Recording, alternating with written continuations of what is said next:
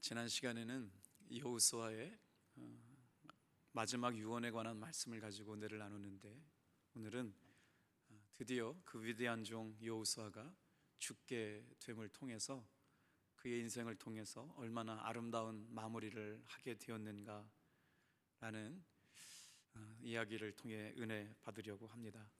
아름다운 마무리. 언젠가 우리는 한 번은 다 인생을 마무리해야 되는데, 성경의 위대한 지도자 모세 또 여호수아처럼 인생의 아름다운 마무리를 하면서 주님께 돌아갈 수 있게 되기를 축복합니다. 위대한 지도자 여호수아가 이제 그의 인생의 막을 내리려고 하고 있습니다. 그런데 여호수아가 가나안 땅에 정착해서 살고 있는 출애굽 3세대를 바라보면서 저들을 그냥 이렇게 내버려 두고 가면 안 되겠다라고 하는 간절한 마음이 생겨서 이스라엘 백성들을 23장에는 지도자들을 불러놓고 하나님의 말씀을 선포했죠. 24장에서는 전반부에 이스라엘 전체 백성들을 모아놓고 하나님의 말씀을 선포했는데, 오늘 그 여호수아의 마지막 유언과 고별 설교가 이스라엘 백성들의 마음속에 불을 붙게 만들었는데, 먼저 19절과 20절을 한번 읽고 돌아오겠습니다. 19절, 20절 시작. 여호수아가 백성에게 이르되 너희가 여호와를 능히 섬기지 못할 것은 그는 거룩하신 하나님이시요 질투하시는 하나님이시니 너희의 잘못과 죄들을 사하지 아니하실 것임이라. 만일 너희가 여호와를 버리고 이방 신들을 섬기면 너희에게 복을 내리신 후에라도 돌이켜 너희에게 재앙을 내리시고 너희를 멸하시리라 하니. 오늘 말씀을 보면 하나님을 섬기는 것을 만만하게 여기서는 안 된다는 걸 말씀하고 있습니다. 하나님 잘 믿겠습니다, 하나님 예배 잘하겠습니다, 신앙생활 잘하겠습니다 말만 가지고는 안 된다는 거죠. 왜냐하면 하나님은 거룩하신 분인데 하나님은 질투하시는 하나님이시기 때문에 그래요. 오늘 이스라엘 백성들을 향한 여호수아의 마음 좀 보세요. 너희가 여호와를 능히 섬기지 못할 것은 거룩하신 하나님은 질투하신 하나님인데 너희의 잘못과 죄들을 사하지 아니하실 것이라. 20절 말씀에 여호수아의 간절한 마음이 담겨져 있습니다. 너희가 만일 여호와를 버리고 이방 신들을 섬기면 너희에게 복을 내리신 후에라도 돌이켜 재앙을 내리시고 너희를 멸하시리라. 이 땅에 살면서 하나님만 섬기며 살기 쉽지 않습니다. 세상의 유혹과 세상의 우상 숭배를 거부하고 용납하지 않으면서 신앙생활하기가 쉽지 않은데, 그런데 하나님께서는 이스라엘 백성들에게 복을 내리신 후에라도 돌이켜 이방 신들을 섬기면 다시 재앙을 내리시고 너희를 멸하시리라. 끝까지 흔들리지 않고 하나님의 은혜 가운데 승리할 수 있는 귀한 종들 되기를 축복합니다. 이 말씀을 어떻게 이해할 수 있을까요? 약속의 땅에 들어갔다고 해서 다 끝난 게 아니라 영원한 천국 새하늘과 새 땅에 들어갈 때까지 긴장하며 살라고 말씀하시는 거죠. 출애굽 1세대는 가나안 약속의 땅에 들어가지 못하고 다 죽었습니다. 그리고 출애굽 2세대들이 이제 거의 70이 됐고, 나머지 출애굽 3세대들이 이제 주축 세대를 이루었는데 가나안 땅의 문화에 적응해서 살다 보니까 너무 단맛에 취해가지고 하나님의 은혜를 점점 잃어버리게 되면서 여호수아가 마음을 작심하고 이스라엘 백성들에게 이렇게 강하게 권고하고 있는 거예요. 너희에게 복을 내리신 후에라도 돌이켜서 온전히 하나님을 예배하지 않으면 하나님은 너희에게 재앙을 내리실 거고 너희를 멸하시리라. 오늘 우리가 신앙생활하면서 가장 염두에 두고 살아야 될 것이 뭘까요? 그것은 바로 하나님을 두려워하는 마음입니다. 오늘 편해지고 익숙해지고 신앙생활이 오래되고 나니까 처음에 하나님을 두려워하고 경외했던 마음들이 식어지기 시작하는데, 놓치지 말아야 할 것이 바로 뭐냐면 사랑과 영성의 공통점이 있다면 바로 한결같은 겁니다. 집중력입니다. 하나님께서 사용하셨던 하나님의 사람들을 보면 그 사랑의 마음이 분산된 적이 없이 집중해서 하나님을 예배하고 하나님을 사랑했던 것들을 보게 됩니다. 그래서 하나님은 하나님의 백성이었던 이스라엘 백성들을 통해서 우상 숭배를 받을 수가 없었어요. 하나님만 사랑하는 성도들로 살기를 원하셨다는 거죠. 오죽했으면 하나님께서 질투하셨다고까지 말씀하셨을까요? 그래서 이스라엘 백성들을 너무나도 사랑하시길 때 하나님의 사랑의 마음이 전심이시기에 하나님의 사랑을 받는 이스라엘 백성들에게도 오직 하나님만 두려워하고 하나님만 사랑하라고 명령하고 계신 겁니다. 이렇게 여호수아가 이스라엘 백성들을 향하여 다시 한번 충성 맹세를 하고 마지막 고별 설교를 한 다음에 이제 주님 앞으로 가게 되는데, 이때 여호수아는 참 지혜로웠던 것 같아요. 그 순간에 세레모니를 하게 되는데 중요한 의식을 합니다. 하나님 앞에 이스라엘 백성들이 지난 시간에 뭐였겠어요? 오늘 택해라. 우리 가족은, 우리 가문은 하나님만 섬기면서 예배할 터인데 너희는 강 저편에 있었던 신들을 벗어버리고 오직 하나님만 선택하든지 결단해라. 오늘 결단해라. 이스라엘 자손들이 두려워하지 않을 수가 없었습니다. 그래서 다 같이 고백을 하는 내용들이 어디에 나오냐면 25절, 26절 그 고백을 하면서 중요한 의식을 하게 되는데, 우리 25절, 26절 같이 읽어보겠습니다. 시작. 그날에 여호수아가 세겜에서 백성과 더불어 언약을 맺고 그들을 위하여 율례와 법도를 제정하였더라. 여호수아가 이 모든 말씀을 하나님의 율법책에 기록하고 큰 돌을 가져다가 거기 여호와의 성소 곁에 있는 상수리 나무 아래 세우고. 세겜이라고 하는 땅의 지명을 잘 유심히 보시길 바랍니다. 이제 여호수아의 간곡한 명령 앞에서 이스라엘 백성들이 다시 충성 맹세의 언약을 하고 있는 것이죠. 어떻게 해요? 하나님의 율법책을 가져다가 거기다가 우리가 하나님을 전심으로 섬기겠습니다. 하나님만 예배하겠습니다. 그리고 큰 돌을 가져다가 기념비를 세워 놓는 것이죠. 그리고 어디로 가져가요? 여호와의 성소 곁에 있는 상수리 나무 아래에 세우게 되는데, 이게 그냥 세운 게 아니고 굉장히 중요한 역사적인 사건의 의미를 갖고 있어요. 이스라엘 백성들은 하나님과 세 번의 중요한 언약을 맺게 되는데, 그 언약을 기념할 때가 언제였냐면 첫 번째가 출애굽한 뒤에 광야에서 하나님의 말씀인 십계명을 시내산에서 받으면서 하나님과 이스라엘 백성들이 첫 번째 계약을 맺게 됩니다. 그때부터는 이제는 기적이나 이적이 아니라 하나님의 말씀을 믿고 순종하고 하나님의 말씀을 의지하여 살아가겠다는 언약이 선포되는 시내산 언약이 이스라엘 백성과 하나님과 맺은 첫 번째 언약이었습니다. 두 번째 언약은 언제 맺었느냐면 홍해를 건너가고 그리고 나서 요단강, 이제 여리고성을 공격하기 전에 요단강 저편에서 이스라엘 백성들이 요단강을 건너게 되면 하나님 앞에 이런 믿음의 고백을 세우겠습니다, 드리겠습니다라고 해서 요단강 강 중앙에 인생의 기념비를 세웠던 말씀 생각나시죠? 그래서 모압 땅에서 드렸던 신명기 말씀이 바로 하나님과 이스라엘 백성들이 맺었던 두 번째 언약이었습니다.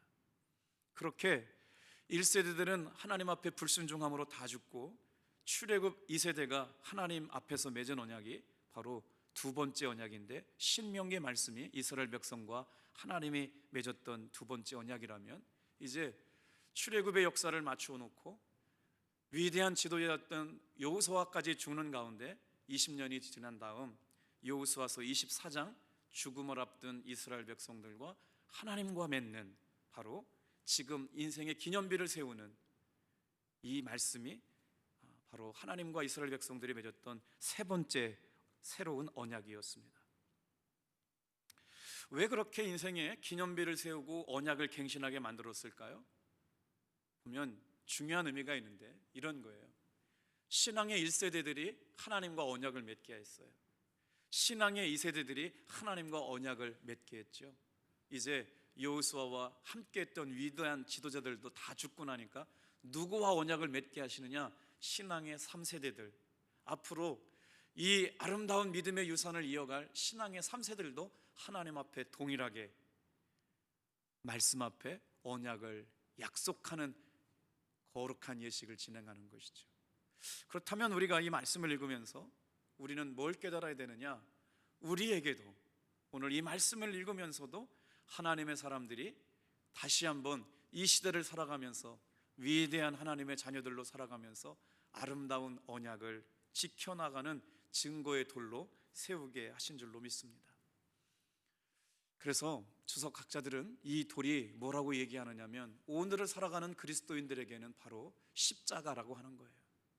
하나님이 여기까지 지키셨다, 하나님이 여기까지 도우셨다라고 하는 이스라엘 백성들과 하나님과의 언약의 증거도를 세운 것이 오늘날 우리에게는 예수님께서 이루신 십자가가 바로 우리에게 주신 언약의 증표라고 하는 것이죠. 이 땅에 살면서 우리의 믿음이 흐트러지고 우리의 마음이 자꾸 흔들릴 때 십자가는 변질하지 않는 하나님의 순수한 사랑을 우리에게 요구하실 뿐만 아니라 그렇게 하나님께 초점 맞춰지고 우리의 믿음과 고백이 하나님께 집중할 수 있도록 이스라엘 백성들에게 주셨던 증거의 돌처럼 오늘을 살아가는 우리들에게는 예수님의 십자가를 주신 줄로 믿습니다. 이제 이렇게 110세가 된 여호수아는 그의 사명을 온전히 마치고 아름다운 마무리를 하게 되는데 그의 시신은 어디에 묻히게 되냐면 그가 다스리고 있었던 땅 딥나세라에 조용히 묻히게 됩니다.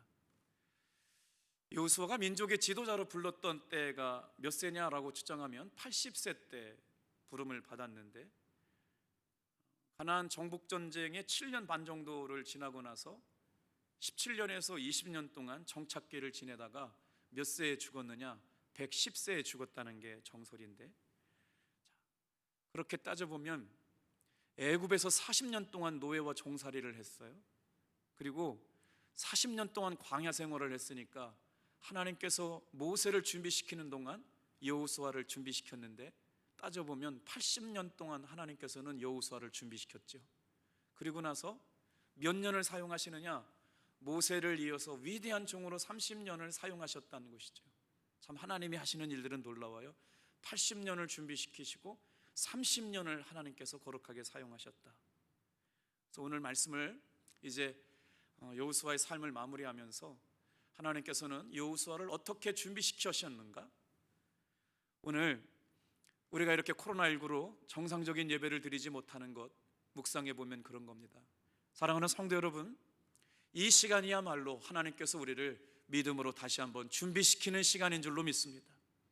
함께 모여서 기도하고 함께 모여서 찬양해야 되는데도 불구하고 모이지 못하는 상황 가운데 예배를 드리는 것, 주님께서는 모든 것도 한 번도 그냥 하시는 사건이 없기에 오늘 이 시간에도 여호수아를 준비시키고 단련시키셨던 것처럼 이 시간이야말로 우리를 하나님께서 준비시키는 시간이라고 믿습니다. 그러면 여호수아를 어떻게 준비시켰느냐? 세 가지 관점에서 먼저 살펴볼 텐데 그 첫 번째가 바로 고난이었습니다. 여호수아는 태어났을 때 노예의 삶을 살 수밖에 없는 때에 태어났습니다. 애굽에서 태어났죠. 40살이 될 때까지 애굽에서 노예로 살아야 했습니다. 겨우 40살이 돼서야 애굽을 탈출하게 되었었는데 그는 또 유년기와 청년기를 노예를 살면서 어떤 믿음의 고백을 가지고 살았느냐? 참 신기한 것은 여호수아를 연구하는 신학자들이 하나같이 얘기한 건 어려서부터 하나님의 말씀을 사랑했다는 거예요. 고난의 때, 노예의 때를 살면서도 오직 하나님께서 주시는 말씀에 순종하며 살았기 때문에 그 여호수아가 당했던 인생의 고난은 여러분 한번 기억해 보세요. 역경지수를 높여놓았다. 아멘. 무슨 말이냐면요, 여호수아가 그렇게 40년 동안 애굽에서 광야 생활을 했기 때문에 인생의 수많은 광야에서 만나게 되는 고난과 역경을 포기하지 않고 이길 수 있는 민족의 지도자가 될 수 있는 준비가 됐다는 거예요. 요즘은 군 생활하는 자녀들도요, 군대 지휘관의 전화번호를 알고 있어가지고 훈련 끝나면 우리 아들을 좀 잘 부탁한다고 군대 지휘관한테 전화한대요. 옛날에는 있을 수가 없잖아요. 그러니까 회사에 입사원서 넣는 어머니가 따라와가지고 헬리콥터 엄마처럼 여기 넣어라 저기 넣어라 여기 넣어라 저기 넣어라. 장성한 30살이 넘었는데도 아직까지 독립하지 못하고 있는 건 뭐냐면, 부모들이 걱정이 돼서 자녀들의 인생의 문제를 다 해결해주면 잘 살 것 같지만 어떻게 만드는 거예요? 인생의 고난 앞에 이겨낼 수 있는 역경 지수를 낮춰놓게 만든다는 거죠. 자신들이 스스로 고난 앞에서 헤쳐나가는, 작은 문제라도 승리를 경험해보는 삶을 살게 만들어줘야 되는데, 너무 이제는 부모들이 그것을 대신해주기 때문에 이스라엘 백성들에게 위대한 민족의 지도자로 쓰임받을 수 있고 부름받았던 여호수아는 하나님께서 그의 삶을 고난 가운데 내버려 두심으로 말미암아 역경지수를 높여놓으셨다는 거예요. 오늘 코로나 때문에 경험할 수 없는 어려움을 만나게 되고 생각지도 못했던 아픔을 당하는 교우가 계실지 모르겠어요. 오늘 이 말씀을 생각하세요.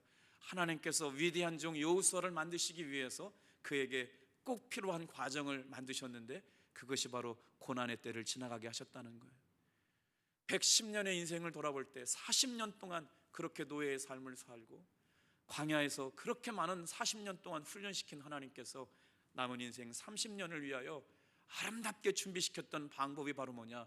하나님은 하나님의 사람들을 강하게 준비시키는 동안 어떻게 해요? 고난이라고 하는 방법을 통해 하나님의 사람 여호수아를 훈련시키셨다는 거죠. 자, 두 번째는 우리 한번 다 같이 한번 따라해 볼까요? 세상에는 마귀가 주는 시험이 있고 하나님이 허락하신 시험이 있다.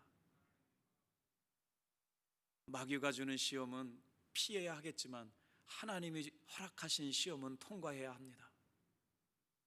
오늘 영적인 고난을 통해서 하나님께서는 이스라엘 백성들도 마찬가지고 오늘을 살아가는 하나님의 성도들도 마찬가지고 고난을 통해서 고난을 이겨내는 역경 지수, 오늘 탑동교회 사랑하는 모든 성도 여러분, 우리의 삶의 고난이 어떠하든지 간에 두려워하지 말고 그것을 통과해낼 수 있는 여러분 되기를 주님의 이름으로 축복합니다. 두 번째로, 하나님께서 위대한 종 여호수아를 사용하시려고 하실 때 어떻게 훈련하셨냐면, 처음에는 고난의 과정을 들어가게 하시고 통과하게 하셨다면, 두 번째는 순종하는 삶을 살게 하셨다는 겁니다. 누구든지 남의 밑에 오래 살고 싶어 하는 사람이 없죠.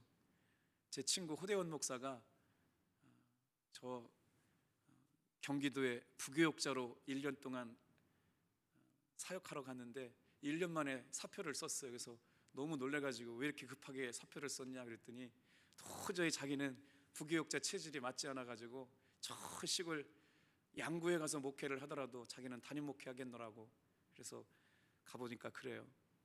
누구든지 남의 밑에 오래 있고 싶어 하지 않지만, 여러분 놀랍게 여호수아는 참으로 오랫동안 순종의 훈련을 통해서 몇 세까지요? 40세부터 80세까지 하나님이 존귀하게 사용하셨던 모세 아래서 순종하는 훈련을 배우게 됩니다. 여호수아를 하나님께서 존귀하게 사용하셨던 이유는 바로 뭐냐? 권위 앞에 순복할 수 있던 사람이었기 때문에 그래요. 여러분, 권위는 뭘까요? 권위는 내가 권위가 있습니다 라고 해서 세워지지 않습니다. 권위는 누가 세워주시느냐? 하나님이 세워주시는 것이죠. 여호수아는 그 권위를 하나님이 세워주시는 줄 알았기 때문에 그 권위 앞에 순종하는 삶을 살았습니다.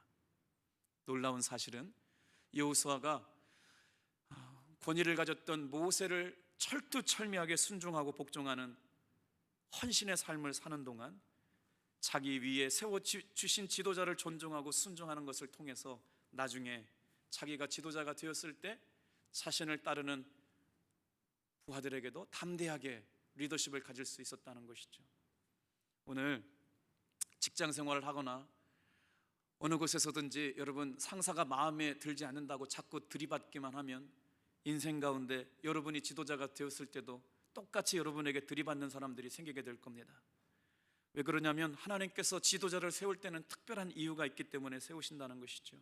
그래서 자기 위에 세운 지도자를 존경하고 순종하는 훈련, 직장 생활 안에서도 얼마나 지도자가 마음에 들지 않을 때가 많습니까?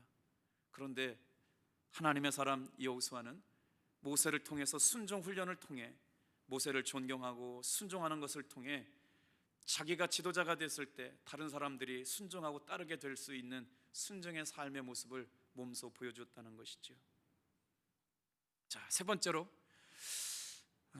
아름다운 삶을 살아내고 이제 주님 앞에 간 여호수아의 삶을 묵상하면서 하나님은 어떻게 여호수아를 그렇게 사용하셨느냐. 첫째는 고난의 때를 지나가게 하셨고 철두철미하게 남의 밑에서 훈련받고 순종하는 훈련을 하게 하셨을 뿐만 아니라 그 시간들을 통해 40년 노예 생활, 40년 광야 생활을 통해 여러분, 하나님은 여호수아를 인내할 수 있는 사람으로 길러내신 줄로 믿습니다.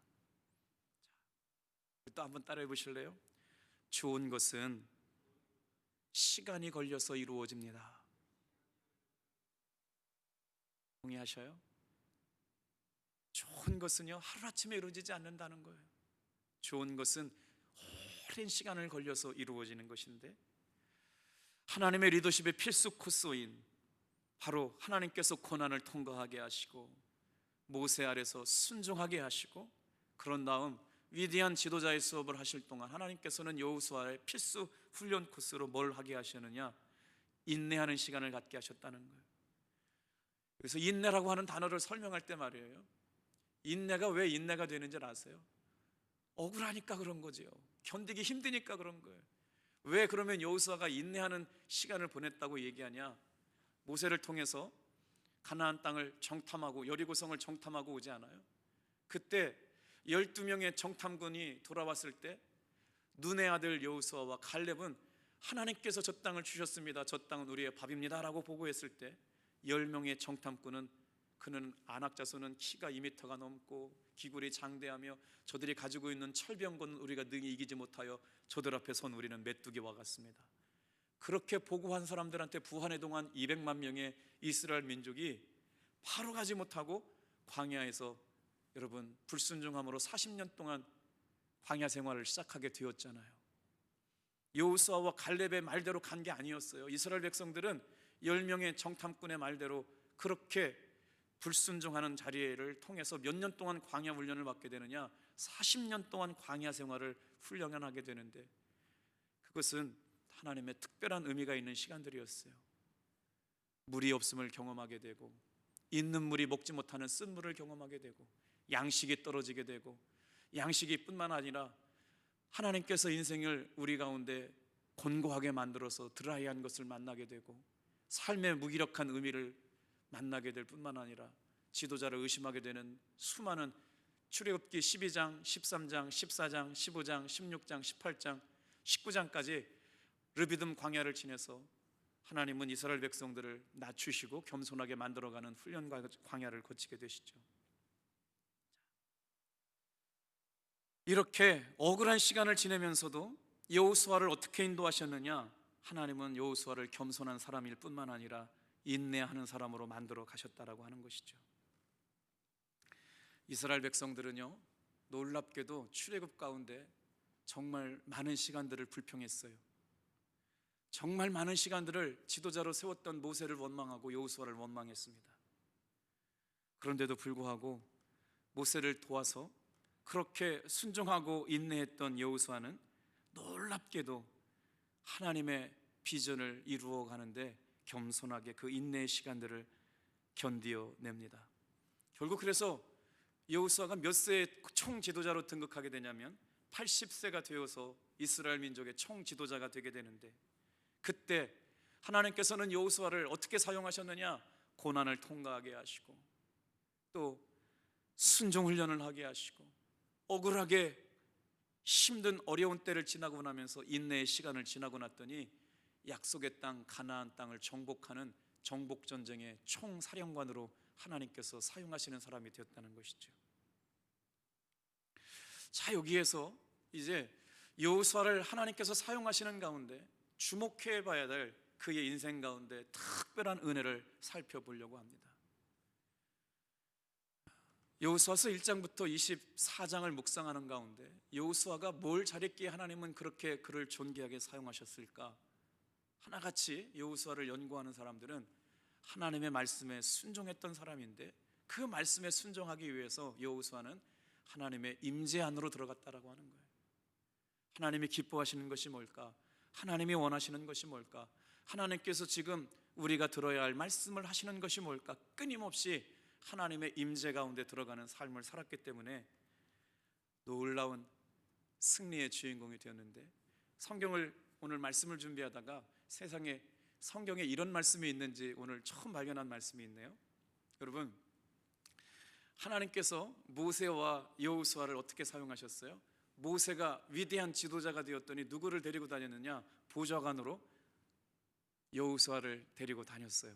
그런데 출애굽기 33장 11절 말씀에 보니까 모세는 마치 친구들과 이야기하는 것처럼 하나님과 대면하여 말씀을 나눴는데, 주의 말씀을 듣고 회막에서 나와가지고 이제 갈 길을 갔는데요, 이게 웬일입니까? 여호수아가 모세를 통해서 하나님이 말씀하시는 걸 보고 너무 마음이 뜨거운 거예요. 그래서 모세는 회막에서 나갔는데 여호수아는 그 회막에 남아있는 사건이 있었더라고요. 놀라운 이야기죠. 우리 한번 출애굽기 33장 11절 말씀을 좀 한번 같이 읽어볼게요. 제가 앞에 모니터가 안 보여가지고 제가 한번 읽어드려 볼게요.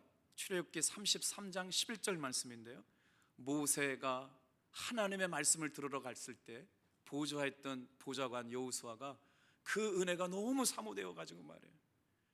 오늘 사랑하는 성도 여러분, 오늘 이 예배 시간이나 새벽 예배 시간이나 속회나 모일 때마다 우리는 하나님의 임재 가운데 들어가는 여러분 되기를 축복합니다. 한번 읽어볼게요. 찾으신 분 같이 읽어볼게요. 시작.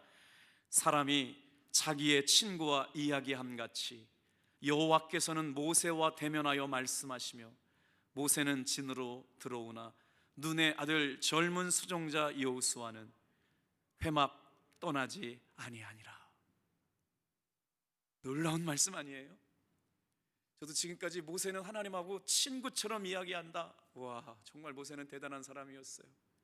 하나님하고 회막 안에서 친구처럼 대화하셨던 그 모세와의 대화를 하나님께서 사용하시는, 늘 인내하고 순종하고 모세의 옆에 바짝 붙어있던 보좌관 여호수아가 그 신비한 광경을 보고 회막에서 떠나지 않고 그 여호와의 영광과 임재 가운데 임하려고 했던 모습, 그것이 하나님이 여호수아를 사용하신 것이라고 생각이 됩니다. 사랑하는 성도 여러분, 세상 사람들은 세상에서 열심히 성공하라고 얘기하지만 오늘 우리 하나님의 사람들은 어떻게 해야 돼요? 하나님 곁에 딱 붙어 있으면 하나님께서 지키시고 보호하여 주실 줄로 믿습니다. 세상에서 성공하지 말라는 게 아니잖아요. 하나님께 딱 붙어서 하나님의 영광과 하나님의 임재와 하나님의 충만한 말씀 가운데 있는 사람들을 뽑으셔서 세상에서 위대한 지도자로 사용하여 주실 줄로 믿습니다. 모세는 예배가 끝나고 집에 갔는데 여호수아가 퇴근하지 않고 있는 겁니다. 야, 어떻게 이런 은혜가 있었을까? 여호수아는 바로 다윗과 같은 영이 임했던 것이죠. 무엇보다도 하나님을 알려고 하는 마음이요, 예배 가운데 하나님의 말씀을 사모하고 예배 가운데 기도하면서 하나님의 은혜 가운데 임재를 사모하려고 하는 그 뜨거운 마음이 여호수아를 하나님께서 변함없이 사용하시는 위대한 모세의 후계자로 삼으셨다라고 하는 것이에요. 광야에 있을 때나 여러분 변함없이 최우선 순위가 무엇이었느냐? 하나님 앞에 예배하는 것이었어요. 타협하지 않았습니다. 오늘도 우리는 여호수아처럼 늘 예배마다 하나님의 임재 가운데 들려주시는 하나님의 말씀을 사모하는 저와 여러분들 되기를 축복합니다. 여호수아가 잘했던 것들이 참 있었는데요, 그 잘했던 것들 가운데 바로 뭐였냐면 오늘 우리가 읽었던 출애굽기 33장 11절 말씀처럼 하나님의 영광, 하나님의 임재, 온전한 가운데 예배자로 하나님 앞에 서 있기를 원했기 때문에 날마다 묵상하고 날마다 말씀을 사모하고 그 말씀을 붙잡고 좌로나 우로나 치우치지 않았기 때문에 하나님께서 여호수아를 정말 시대에 사용하시는 당대 최고의 지도자가 되게 하신 줄로 믿습니다. 그러면서 여호수아를 읽다 보면 어떤 일들이 일어나냐면 크고 작은 어려운 문제를 만나게 돼요. 정말 크고 작은 어려운 문제 앞에서 어떻게 했느냐? 하나님 앞에 납작 엎드리는 모습을 봅니다. 엎드려 경배했다는 거예요. 우리는 위기를 만나기만 하면 두려워하고 염려하게 되는데 여러분, 지난 한 주간 동안 주일 예배를 끝나고 나서 저희 교역자들은 정말 심쿵했습니다. 너무너무 힘든 시간을 지냈어요. 정말 위기의 순간을 만났습니다. 왜냐하면 저희 교우 가운데 무슨 교회였죠? 나음교회 확진자하고 밀접 접촉자가 우리 교우 가운데 있었어요. 그래가지고 이분이 만약 확진이 된다 그러면 우리 교회는 아마 수습하기 어려울 수 없는 순간까지 가게 될까봐 정말 마음 졸이면서 기도하며, 그랬더니 교역자들은 누가 열이 나고 누구는 또 가슴이 떨리고 누구는 목이 붓고 다 이미 벌써 확진된 것처럼 마음이 벌렁벌렁하고 그랬어요. 그래서 기도 한순간 한순간이 얼마나 간절해지든지 말이에요. 정말 여호수아가 그랬던 것 같아요. 수많은 작은 위기, 큰 위기를 만나면서 여호수아는 바짝 엎드려 가지고요, 하나님께 엎드려 경배하는 그의 삶을 하나님께서는 존귀하게 사용하여 주신 줄로 믿습니다. 그 시간을 지나고 나서 하나님께서 세상에 같이 차 타고 왔던 자매가 마스크를 안 써가지고 걱정을 했고, 확진자하고 점심을 먹었던 것 때문에 걱정을 했고, 만약에 확진이 되면 우리 교회 안에 주일날 만났던 사람들과 얼마나 많은 영향력, 전파력을 갖게 될까 했는데 하나님께서 긍휼히 여겨주시고 불쌍히 여기셔서 함께 있었던 접촉자들이 다 음성이 나왔습니다. 아멘. 오늘 그러면서 여호수아의 신앙의 모습을 보면서 좌로나 우로나 치우치지 않을 뿐만 아니라 인생의 위기 앞에서, 인생의 고난 앞에서 하나님 앞에 납작 엎드려 경배하고 예배하고 오직 하나님의 영광을 구하고 하나님의 임재를 구하려고 했던 여호수아의 모습을 봅니다. 그러면서 여호수아라고 여러분 어찌 결점이 없었을까요? 위대한 지도자이기 때문에 여호수아의 결점은 생략한 것이었을까요? 절대 그렇지 않습니다. 여호수아에게도 결점이 많았어요. 그런데 그 모든 결점을 하나님께서는 어떻게 상쇄시켜 주셨느냐? 여호수아는 인생의 문제와 고비 앞에 납작 엎드려 기도하면서 하나님이 그를 사용하셨던 리더십에 인정받은 것 딱 한 가지, 하나님 앞에 날마다 엎드려 경배할 줄 알았던 지도자였다라고 하는 것이죠. 여러분, 여기에서 중요한 생각이 하나 드는 게 있어요. 하나님이 사용하시는 지도자는 원래부터 태어나는 걸까요? 아니면 만들어지는 걸까요? 여호수아와 같이 위대한 종, 모세와 같이 훌륭한 종은 하나님께서 태어나게 만드시는 걸까요? 아니면 모세나 여호수아 같은 지도자도 훈련을 통해서 만들어지는 걸까요? 제가 이 말씀을 오늘 여호수아의 마지막 삶을 묵상하면서 묵상해 봤거든요. 그랬더니 둘 다 맞는 것 같아요. 놀라운 것은 하나님께서 위대한 지도자로 세워가실 때 하나님의 거룩한 생각을 부어주십니다. 하나님의 거룩한 영적 DNA를 그들의 생각 속에 부어주시고 꿈을 키워나가게 하시거든요. 그래서 어떻게 해요? 고난받게 하시고 순종하게 하시고 인내하게 하시는 시간을 통해서 하나님이 부어주신 거룩한 꿈의 씨앗이 잉태되게 만드셨거든요. 그리고 나서 그 잉태된 하나님의 거룩한 DNA가 어떻게 돼요? 말씀으로 자라게 만듭니다. 기도로 자라게 만드십니다. 그리고 고난의 때를 지나고 나고 인내의 때를 지나고 나고 순종의 때를 지나고 나면서 성령 하나님께서 말씀 안에 순종하는 그의 삶을 통해 그의 꿈이 점점 자라가게 하셔서 80년의 시간이 지나고 나니까 하나님이 200만 명을 이끌 수 있는 위대한 지도자로 여호수아를 사용하게 되시는 것이죠. 오늘 우리도 마찬가지라고 하는 거예요. 어느 날 갑자기 탁월한 지도자가 세워지는 게 아니고요, 그렇게 하나님이 주시는 거룩한 감동과 거룩한 꿈과 하나님이 심겨주신 홀리 스피릿 안에서 새겨진 하나님의 거룩한 꿈의 씨앗, 성령님이 주시는 거룩한 비전의 씨앗이 새겨진 사람들로 인하여 엎드려 경배하고 낮추고 고난을 통과하고 말씀에 순종하면서 하나님이 사용하시는 위대한 지도자가 되어져 가는 줄로 믿습니다.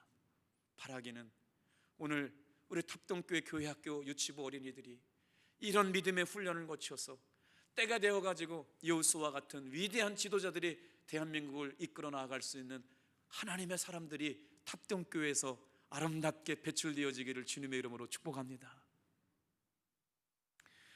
여호수아는 하나님의 임재 가운데 예배하기를 기대했어요.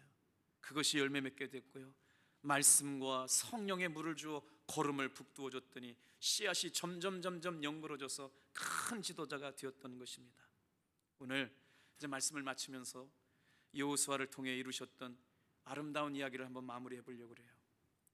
여호수아가 드렸던 예배는요, 마음의 태도가 이랬답니다. 다 같이 한번 따라해 주실래요?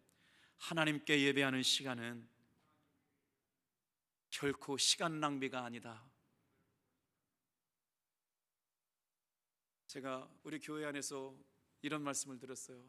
목사님, 제 남편은요, 예배드리는 시간을 거룩하게 생각하지 못하고 시간 낭비라고 생각할 때가 참 많은 것 같아요. 바쁠 때는 예배를 못 드리는데 이해해 주세요.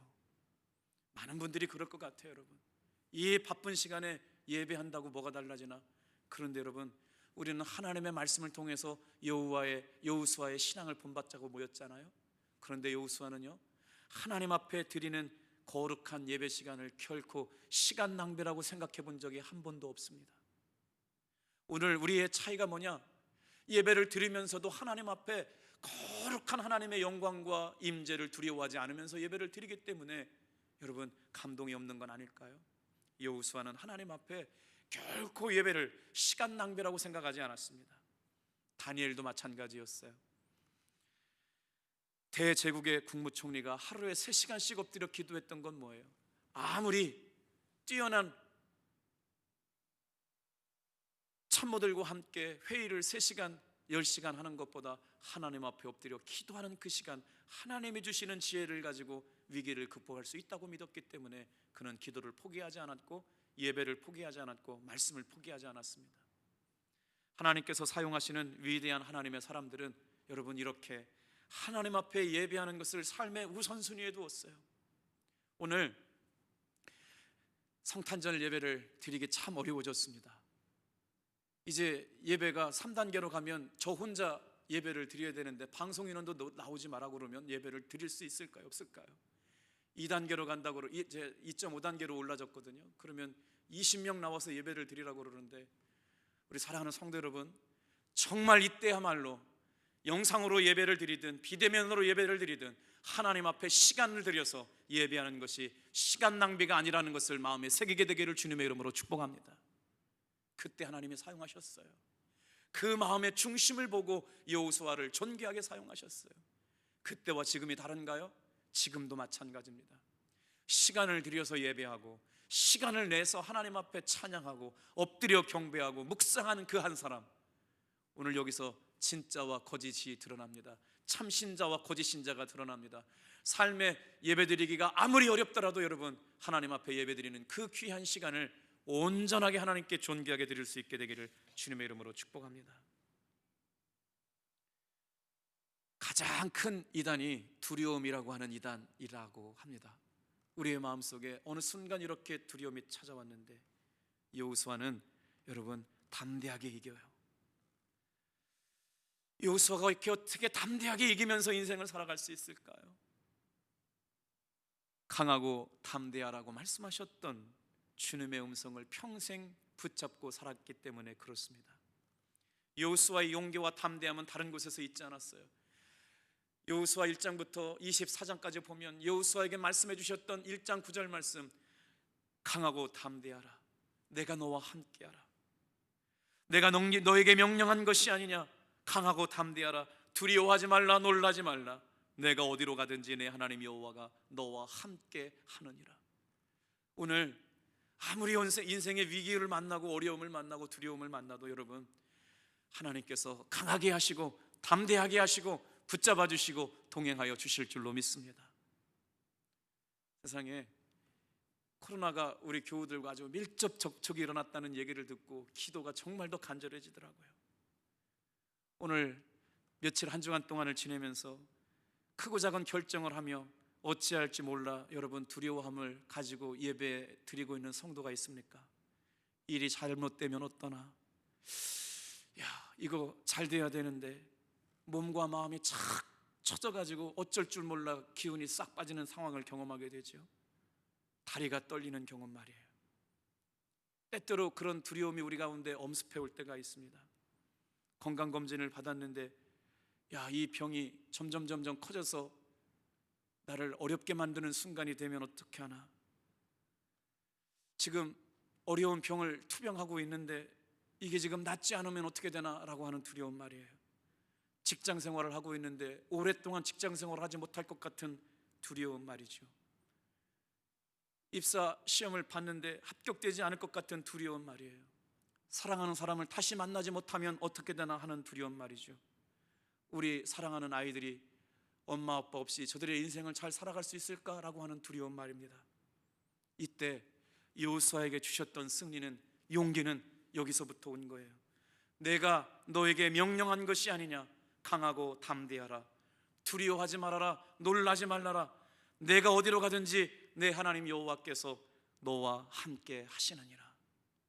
여호수아에게 주셨던 위대한 하나님의 명령의 말씀을 가슴에 새기고, 여호수아는 정말 중요한 순간순간마다 이 말씀을 자신에게 선포한 겁니다. 여러분, 설교의 말씀을 들어도 다 기억나지 않죠?